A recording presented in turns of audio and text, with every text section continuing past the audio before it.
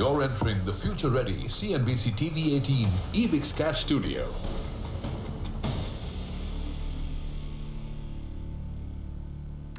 Hello and welcome to Money, Money, Money, your weekly personal finance date with me, Surabhi Upadhyay. So we've had a fantastic festive weekend. A brand new year is upon us.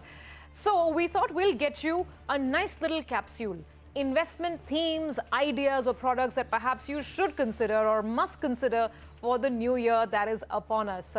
Compiling this interesting set of 5 things to watch out for is Nasir Salim, managing partner at Flexi Capital. He's been working through the festive weekend to ensure that he brings us this concise analysis on stuff that we must consider as investors. Nasir, thanks very much for joining in. Greetings, season's greetings to you as well, first of all. So tell us, it's been a very interesting year. The markets have been very generous and rewarding. When you overall look at the investing landscape across asset classes, how do you sum things up? Season greetings, Surabhi, and great to be back on Money, Money, Money. I think, as you rightly said, markets have been very favorable, rewarding, very kind. I'm out of words now for the markets. But, the fact is that, yes, the entire landscape as we see today, we are telling our investors to be cautious. If you look at just sheer numbers, so market cap to GDP ratio above long-term average, but below global averages as far as India is concerned. If you look at valuations, are expensive in certain stocks and sectors. Overall, valuations are a little above fair value. If I were to compare this to the basic metrics that we use, which is price to earning bands and price to book. From a 1 year forward perspective, we are actually at 18.1 times average historically. Today, we're at 22.1. Price to book, historically, we've been about 2.6 times. Today, we're at 3.3. So, very interesting landscape. We've also seen inflationary pressure building up. There is rising inflation. Some views are that it's near term, short term. On the other hand, we've also seen expectation on interest rate rise, where we've seen the RBI struggling to ensure that the levels remain anchored between 6.15 to 6.3. The Fed should be again a very important factor that we see globally as far as even India is concerned. Should be has now announced taper tantrum. So obviously a lot of this put together puts us in a very interesting space. Also, so we not to forget India. We've had a change in outlook. We're now stable from negative, which is again a big, I think, a boost. India's quarterly exports now have crossed over 100 billion mark for the first time. So that's again something which we're looking forward to. GST collections been all over the headlines for the last 5 months straight out. We've been hitting a 6 altogether, above 1.1 lakh crores. 1.1 lakh. So I think, frankly speaking, a lot of action happening, but at the same time, valuations are overvalued. And we need to be a little cautious at the same time. Enough opportunities within the market that one can kind of take advantage of. Okay, so that places us at a very interesting juncture where equities have run up, as Nasir is saying that, we've got a valuation issue perhaps over there. We're at the cusp of the turn of the interest rate cycle in all probability. So how do you look at your portfolio in this sort of a setup? So take it away. I am very curious to know your top 5 list, Nasir. First up, I know you're looking at the banking / financial services sector very, very carefully. So are you saying we should be investing in this part of the market? Are you saying through the equity route? How do we do it? So, before I get into the themes that we discussed, we've given you 5 themes broadly, but I think we need to kind of just shed some light on sectoral performances. So I would like to say that between calendar year from Jan to now, we've seen the small, mid-cap and large caps. So small and mid-caps have run up almost to the extent of 54 to 46%. And large caps have delivered just about 26, 27%. Calendar returns point to point from Jan to now. Sectoral performances, we've seen metals hitting 72% as we speak. We've seen realty at 64%, IT services at 44%. Now, where does this leave us from the current perspective? I think selective banks should be, for example, today, if I look at the entire ecosystem as far as financials are concerned and banks are concerned, we are just about 20% from the start of the year. I think that brings us to a point that financialization of savings is going to be a very key theme, which I hear a lot of people talking about, but I'm also very gung-ho about that. And at Flexi Capital, we feel that's something which we are overweight on. Selective banks will be I think selective private banks will offer very interesting plays, over the next few quarters. I think recoveries such as those, for example, from Kingfisher are a windfall gain for this sector. Overall recoveries are to be significantly better than last year for banks. NPAs have also started to settle down. We've seen NPA, the entire NPA ballooning that happened between 18, 17, 19 is all kind of now historically, as far as we are concerned. Large banks also have the capacity to effectively raise funds from the market, and therefore, and they can also distribute this to financial services. Sure. Between banks, we're also very gung-ho on financial services. So a large part of this is dominated by the housing finance corporates, which I think is, again, a very interesting portfolio to look at. That companies which may see relatively lower stress in the coming months, as a large portion of the loan portfolio is lent out to salaried workers, and where we've seen the population, defaulting less. So that's again a very interesting play. And in the entire banking and financial services sector, I think one which is a very interesting play, spoken a lot on CNBC TV 18 and by you as well, Surbhi, is the entire life insurance business. I think, I have done that business for many years, I can tell you, for a large private multinational bank. And I can tell you, given the penetration levels, under penetration as far as India is concerned, life insurance companies, make up the majority of this segment. So Nasser, you have me completely convinced. Banking and financial services, I guess it makes perfect sense if someone's expecting the economy to improve. Banks are, logical beneficiaries, and that's one part of the market that hasn't run up as much. The question is, how do we play it? There are lots of passive funds as well now, funds based, let's say, on the bank Nifty or the new index that the exchanges have come up with. Should you play it through the active side, passive side? Which funds are you looking at and why? So again, as far as Flexi Capital is concerned, we suggest that you look at it through active management funds. Yes, there are index funds available also, but we suggest that you go because the right choice of sector and the right pick of funds within that category are very important.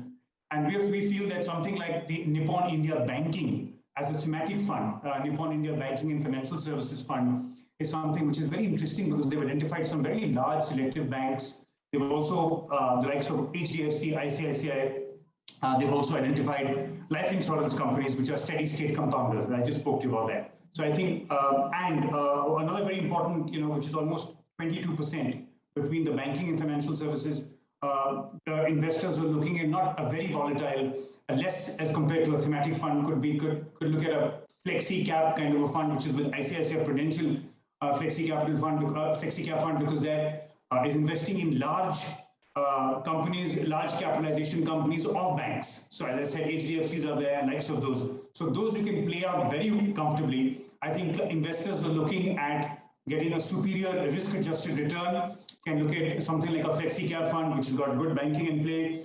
Nippon India Banking and Financial Services Fund can also kind of get you a little a higher return expectation, but the journey is going to be a little far more volatile, so because it's a thematic fund. Obviously, it carries a higher beta, and these are two funds that we are recommending clearly to capture as far as the banking and financial services sector. Got that. So the Nippon India Banking and Financial Services Fund for more concentrated approach, and then the ICICI Flexi Cap, which gives you a more diversified play. The next theme, Nasser, and I know this is kind of linked to banking. The other sector, the second sector or theme that you're looking at is infrastructure. This is a tricky one because in the last 10 years, there have been so many false starts, right? So what are you suggesting? That someone should actually look at a specific infrastructure fund? Again, then which one actively managed? What are the, what's the risk reward equation like here? Yeah, so again, infrastructure, I'd like to add to that, it's economic reforms as well. So we are banking on, we're looking at two clear sectors here and they're parts of each other. So we're obviously suggesting the entire infrastructure ecosystem and economic reforms. Now, the only point of distinction I'd like to bring in here, Survey, as you mentioned, saying that infrastructure could be a tricky sector, and I completely agree with you. But the only distinction here is that if I were to compare the infrastructure space between 2000, 2010 and 2020, which is now, and 21, we've been actually, there are four major factors that are playing out this entire theme. Number one, we've seen global liquidity, all-time high at the moment, as you see. Of course, it's going to start tapering down. Central banks have now started to look at, because the pandemic is over, well, kind of over, hopefully. And then there's the RBI's policy, which is again favoring the entire infrastructure ecosystem by ensuring that rates have remained all-time low, which augur very well for capital expenditure investments. And the government focus, clearly. So we see, we've seen the PLI, which is the production-linked incentives being given out and being doled out by the central government. They're very keen, and of course, execution remains a bit of a challenge. But I think, as far as even the infrastructure pipeline, national infrastructure pipeline is concerned, they've also kind of doled out big bucks. Sure. I think right from railways to ports to infrastructure on roads, national highways, I think we're seeing a lot of activity and a lot of money which is going to start to flow in there. So Nasir, I'm just sort of running you up a little bit over here because we have 3 more themes to cover. If someone is convinced and wants to play the infrastructure theme, again, which fund to look at? Because several AMCs actually offer these infra funds. Which one to go with? What kind of market cap companies to sort of consider? What's the safest route, perhaps? Sure. Again, so we've identified a very interesting play. It's been around there for many, many years, I must tell you. And this is from the DSP stable, the DSP Asset Management company, which is basically called the DSP India Tiger Fund. Now, Tiger basically means the infrastructure, growth, and economic reforms. And it basically is capturing, overall, it's looking at broadly 4 or 5, 6 sectors, which have been targeted beneficiaries over the last 3 to 4 years on account of economic reforms and the infra push. These are basically, on account of the power sector. We've got real estate, we've got automation, we've got manufacturing. We've also identified a few other names: oil and gas, cement and buildings. Again, Ultratech and ACC, for example, names today. Cement incidentally is run up. We were looking at the market close, and there's an interesting number there. Construction, Larsen and Toubro. So if you capture automation like Siemens, I think some of these names, if you wish to capture, which are currently very well anchored to kind of benefit you from all these infrastructure plays that are expected to come out and hit out in the market, I think a fund like this, the DSP Tiger fund, is something which may warrant some exposure. But again, Surabhi, I must mention to you here, since it's a thematic fund. STP is the only way to do this. Please, execution through STPs and bids. We call it buy in dip strategy. Please buy it in dips as when you see it, and STP it could be a possible option that you may consider. Got that. So tread with caution, but these are some ideas on the thematic side. Banking funds and infrastructure funds. We'll take a break and then we'll have the remaining 3 ideas for the new Samvat. These are, by the way, non-equity ideas, stuff you should look at from an investment standpoint. Back in a moment.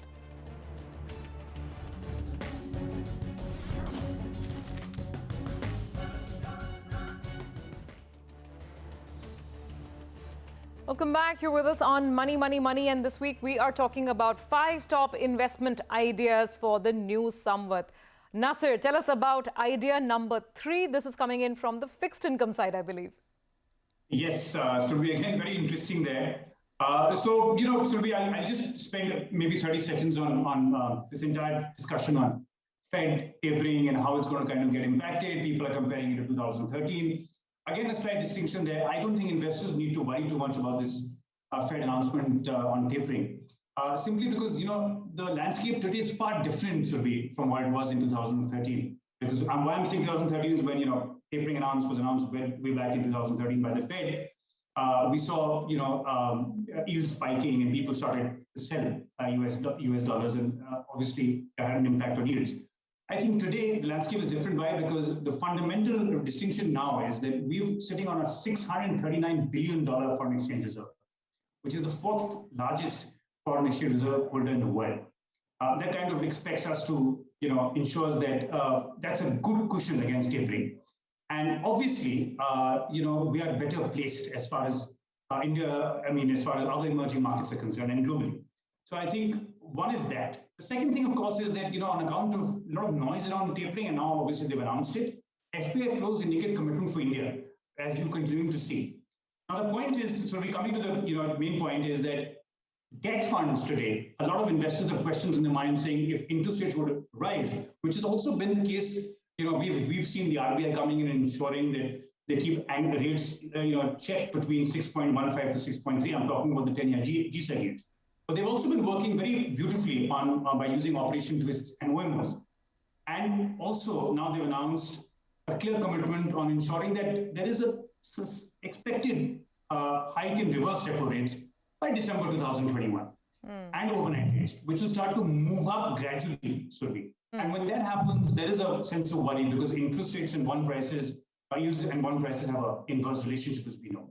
Now, kind of counter that, we feel, Flexi Capital feels that, funds such as those of floater funds, and I'll spend exactly a minute on what floater funds do. Floater funds are basically for investors who are looking at a horizon of 18 to 24 months, ideally should be.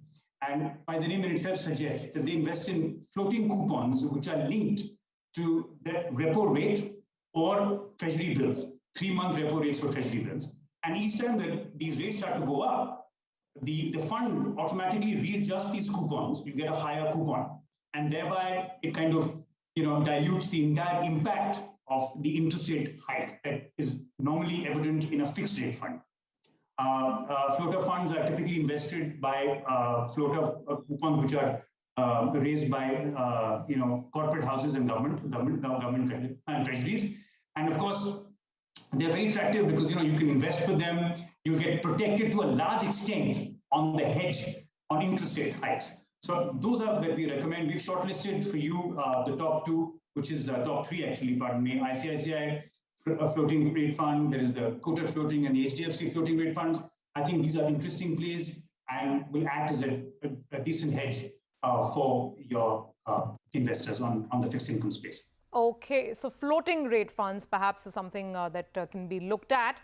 That leaves us with idea number 4 and 5. Now, what are these last two pieces that we should consider perhaps for investment this year?